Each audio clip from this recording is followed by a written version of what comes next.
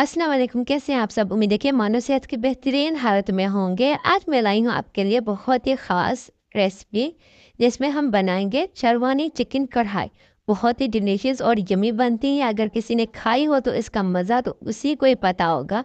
आप भी इस रेसिपी को ज़रूर ट्राई कीजिएगा और मुझे कमेंट में बताइएगा कि आपको ये रेसिपी कैसी लगी।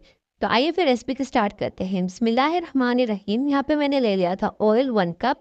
यहाँ पर ऑयल का ज़्यादा इस्तेमाल होगा क्योंकि हमें इसमें चिकन फ्राई करना है। अब हम इसमें ऐड करेंगे चिकन। चिकन को हम इसका कलर चेंज होने तक कुक करेंगे। जब इसका हल्का सा कलर चेंज हो जाए, अब हम इसमें ऐड करेंगे अदरक लहसुन का पेस्ट 1 टेबल स्पून। इसे भी हम मिक्स करके कुक करेंगे फॉर 2 to 3 मिनट, जब तक चिकन में थोड़ा सा रेड कलर ना आ जाए। चिकन का कलर रेड हो चुका है। अब हम इसमें ऐड करेंगे 1 टीस्पून नमक और फिर इसमें चाहिए टमाटर।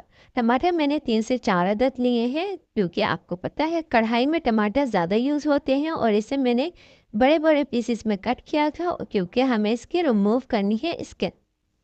अब हम इसे कुक करेंगे जब तक हमारे टमाटर अच्छे से गल नहीं जाते। टमाटर अच्छे से गल चुके हैं। अब हम इसकी स्किन रिमूव कर लेंगे और इसे चम्मच की मदद से थोड़ा सा मैश कर लेंगे। ये देखें, टमाटर बहुत ही ज़्यादा अच्छे से कुक हुए हैं। जब हम टमाटर को मैश करेंगे तब इसका कलर और भी ज़्यादा रेड हो जाएगा। उसके बाद हम इन्हें 3 से 4 मिनट हम इसे कुक करेंगे।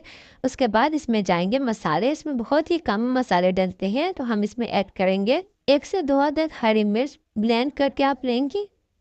जितना तीखा आपको पसंद हो आप ज़्यादा ऐड कर सकती हैं। अब हम इसमें ऐड करेंगे गरम मसाला 1 टीस्पून, लाल मिर्च 1 टीस्पून, ज़ीरा 1 टीस्पून, हल्दी 1 टीस्पून। इसे अच्छे से मिक्स करेंगे और फिर हम इसे दोबारा से कुक करेंगे 5 मिनट के लिए। 5 मिनट के बाद हम इसमें ऐड करेंगे दही 2 टेबल स्पून, और यहाँ पर क्रीम मैंने ऐड की है, कुकिंग क्रीम। ये बिल्कुल ऑप्शनल है। इसे अच्छे से मिक्स करेंगे और फिर हम इसे कुक करेंगे फॉर 2 to 3 मिनट। अब हम इसमें ऐड करेंगे काली मिर्च, क्योंकि मुझे कढ़ाई में काली मिर्च बहुत ज़्यादा अच्छी लगती है, तो आप भी ज़रूर इसमें ऐड कीजिएगा। और इसे हम अच्छे से भूनेंगे ताकि चिकन अच्छे से कुक भी हो जाए और जो मसाले और क्रीम हम लास्ट में ऐड की है वो भी अच्छे से कुक हो जाए।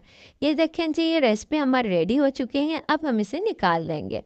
माशाल्लाह माशाल्लाह, कितनी अच्छी लग रही है और खाने में तो ये बिल्कुल टेस्टी है। आप ज़रूर इसे बनाकर ट्राई कीजिएगा। और गार्निशिंग के लिए यहाँ पर मैंने अदरक और हरी मिर्च का यूज़ किया है। उम्मीद है कि ये रेसिपी आपको पसंद आई होगी। तो फिर मिलते हैं नई वीडियो के साथ, नई रेसिपी के साथ। खुदा हाफिज़।